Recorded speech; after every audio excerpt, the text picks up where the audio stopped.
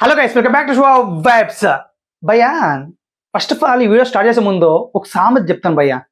కూసేగాడిది వచ్చి మేసేగాడిది అని చెప్పిందంట. ఎస్, అర్థమైందా? చాలా మందికి అర్థమై ఉంటుంది. అసలు ఈ రివ్యూవర్స్ ఎలా ఉన్నారంటే వాళ్ళ సినిమా ఖచ్చితంగా చూస్తారు, అందులో డౌట్ లేదు. కానీ మేము చూడము, మీరు కూడా చూడొద్దండి. అరే చూడొద్దండి రా భయ్. అది ఏంటి, జస్ట్ ఒక ట్రైలర్ చూసి, ఒక గ్లిప్స్ చూసి, ఒక పాట చూసి, అదే ఒక నరకడం చూసి, అసలు మొత్తానికి ఏదో ఒక చిన్న గ్లిప్ చూసి సినిమాని జడ్జ్ చేయడం ఈజీ, డెడ్ ఈజీ. సినిమా కోసం కొన్ని వేల మంది బంద్ చేస్తుంటారు, కొన్ని వేల మంది ఆ సినిమా పైన ఆశలు పెట్టుకుంటారు, కొన్ని వందల మంది అస్సలు ఆ సినిమా హిట్ అయితే మాకు అవకాశాలు వస్తాయరా అని ఇంకా ఆశలు పెట్టుకుంటారు. అసలు హీరో ప్రొడ్యూసర్లు అయితే ఇంకా వాళ్ళ గతి అదో గతే. అసలు హీరోకి హిట్ అయితే బాగుంటుందిరా అని ఒక కాన్ఫిడెన్స్ తో ఉంటారు, ఖచ్చితంగా హిట్ అవుతుందని. ఇంకా డైరెక్టర్కి అయితే ఇప్పుడు అసలే అతక్పాతాలంలో ఉన్నాడు. సో మొత్తానికి దాని నుంచి బయటకు రావాలి. అఫ్ కోర్స్ కొరటాల గారు, సో ఆయన ఈగర్ గా వెయిట్ చేస్తున్నారు. అలాంటిది మన టిఎఫ్ఐ వాళ్ళే, మన టిఎఫ్ఐ రివ్యూవర్సే తొక్కేస్తున్నారా లేకపోతే అదే పనిగా చేస్తున్నారా అసలు అర్థం కావట్లేదు. అండ్ మన ఆడియన్స్ లో చాలా మంది కూడా అసలు ఎందుకో ఈ దేవరా సినిమాకి ఫుల్ నెగిటివిటీ స్ప్రెడ్ చేస్తున్నారు అనమాట.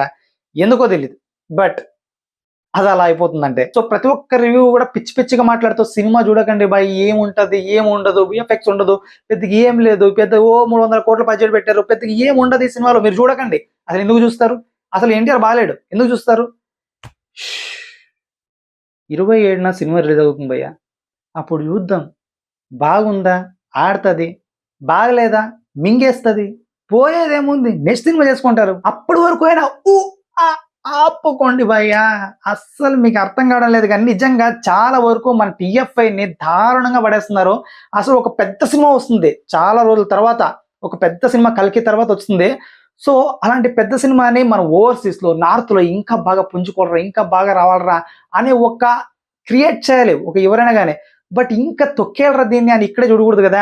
సో ఈ సినిమాకనే కాదు, ఏ సినిమాకి, మళ్ళీ పుష్ప 2 కానీ, గేమ్ చేంజర్ కానీ, ప్రతి ఒక్క సినిమాకి కూడా ఇదే రిపీట్ అవుద్ది. వీళ్ళు చేసేదే మళ్ళీ రివ్యూవర్లు అదే చెప్తారు. ఆ సినిమాలకు కూడా పెద్దగా ఏం వీళ్ళు చెప్పేదేం లేదు. వీళ్ళకి మెయిన్ పాజిటివిటీతో ఎవరికి క్రేజ్ రాదు, ఓన్లీ నెగిటివిటీతో మాత్రమే క్రేజ్ వస్తుంది. అదే గ్రిప్ అన్నమాట ఇక్కడ. అంతే, మిమ్మల్ని ఆ తమ్ముళ్ళు ఒకటి వేసేసి పాజిటివ్. ఇప్పుడు నేను జస్ట్ ఏం పెట్టా, పిక్కుండ్రా అన్న అని పెట్టా. సో అది ఒక నెగిటివిటీని చూస్తే టచ్ చేస్తారనమాట. అంతే, ఇంకడేం ఉండదు, ఇంకేం ఉండదు అసలు.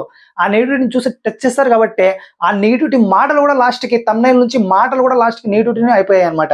సో నెగిటివిటీకి అంత ఇంపాక్ట్ ఉంటుంది పాజిటివిటీ కన్నా. సో ప్రతి ఒక్క రివ్యూవర్ కూడా ఇప్పుడు, పెద్ద పెద్ద రివ్యూవర్ కూడా ఎంత చెత్తగా అంటే 7 లక్షలు, 5 లక్షలు, 1 మిలియన్, 2 మిలియన్ ఇలాంటి సబ్స్క్రైబర్లు కూడా దీని అమ్మ జీవితం నెగిటివిటీకే ఫిదా అయిపోతున్నారు. అంటే నెగిటివిటీ చేస్తే మాత్రం మన సినిమా చూస్తారు అని ఫిక్స్ అయిపోయారు.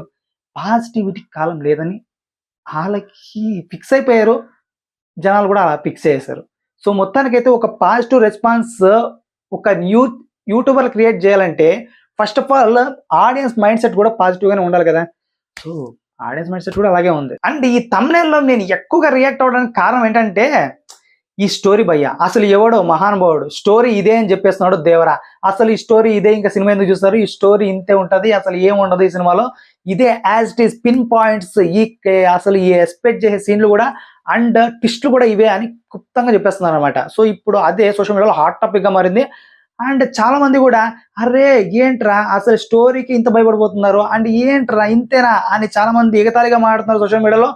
అండ్ కొంతమంది అయితే అసలే మా సినిమా సగం పైగా వచ్చేసిందిరా, అసలు రిలీజ్ అయిపోయింది ఫస్ట్ హాఫ్ అంతా, సో అయినా కానీ మేము ఒక రేంజ్ లో హిట్ చేసామంటున్నారు. భయ్యా ఎప్పుడో ఓ కాలంలో వచ్చింది 10 years బ్యాక్ ఆ సినిమా. ఆ సినిమా పేరు కూడా ఇంకా చెప్పాల్సిన అవసరం లేదు, అందరికీ తెలుసు. అప్పుడు 2013లో అత్తారింటి దారేది రిలీజ్ అయింది. అప్పుడు పైరసీ అంటే ఒక్క రేంజ్ లో ఎలా ఉండేది తెలుసా, సిడి అండ్ డివిడీస్ అంతే. నీకు స్మార్ట్ ఫోన్స్ అస్సలు యూజ్ చేసేవాడే కాదు. అప్పుడు ఎలా తెలుసా, డివిడీ ఉండే వాళ్ళకి టీవీ ఉండదు, టీవీ ఉండదు డివిడీ ఉండదు, అలా ఉండేది. అసలు టీవీ ఉండేది ప్రతి ఇంట్లో కూడా, డివిడీ అస్సలు ఉండేది కాదు.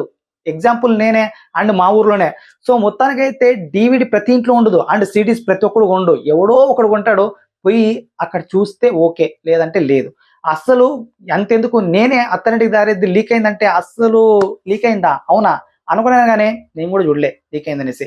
సో మొత్తానికైతే అప్పుడంత ఇంపాక్ట్ కాదనమాట, సోషల్ మీడియా అంత స్ప్రెడ్ కాదనమాట. ఫేస్బుక్, ట్విట్టర్, వాట్సప్, గీస్ పక్కు, యా పక్కు, ఈ పక్కులు ఏంటివి లేవు. అన్నీ ఒకటే. ఇప్పుడు మొత్తానికైతే ఈ స్ప్రెడ్ అనేది మామూలుగా లేదు. ఒక చిన్న వీడియో క్లిప్ ఒక కథ స్టోరీ రీకైనా సరే ఇంపాక్ట్ చాలా గట్టిగా ఉంటది. సో అదే ఇప్పుడు ఓజీ కథ మొత్తం రిలీఫ్ అయ్యి ఒక ఫస్ట్ పార్ట్ ఒక కొంచెం కొంచెం అక్కడక్కడ రిలీజ్ అయిపోయింది అనుకోండి, సినిమాకి ఎవడు పోడు, మీరే పోవాలి. సో మొత్తానికి ఇది గాయ సంగతి అయితే. సో ఇప్పటికైనా మన వాళ్ళందరూ కళ్ళు తెరిచి సినిమాకి సపోర్ట్ చేసి మన టీఎఫ్ఐకి సపోర్ట్ చేస్తే బెస్ట్ అనమాట. ఇలాంటి తుతుంబర్లన్నీ వదిలేసి. సో మొత్తానికి ఇది మీరు అనుకుంటారు తప్పకుండా మన కాటూరులో తెలియచేయండి. And please subscribe Shiva vibes.